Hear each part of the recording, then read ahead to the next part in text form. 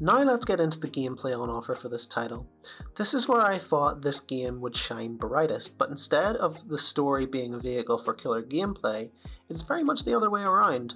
Firstly, let's focus on the platforming. That feels very satisfying, as in the early stages of the game, you're doing a lot of linear platforming as the game teaches you the core mechanics.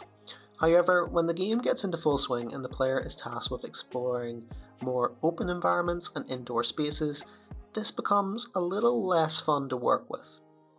The camera can be troublesome at times, leading to wrong inputs for leaps or situations where you lose sight of your purring protagonist altogether, and the platforming aspect of this game really runs out of ideas quite fast, leading to sections that feel no more complex than the opening section of the game.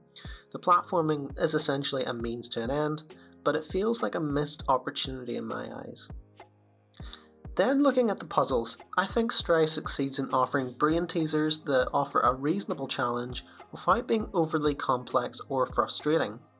Thanks to the assistance provided by B12, environmental clues, exposition from NPCs, and clever puzzle design, the player always has a way to crack the code through natural play.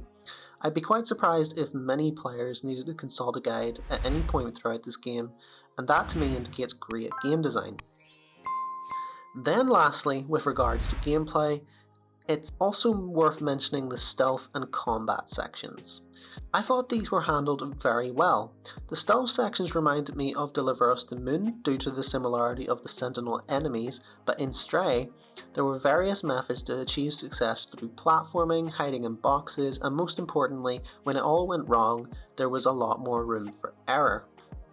Then when combat was introduced through the use of the Defluxor, this was handled brilliantly. The player was given the tools to defeat the Zurks, but to keep things feeling challenging, the developer created an area where frivolous use of the mechanic would burst egg sacs of Zurks and see the player overwhelmed by enemies.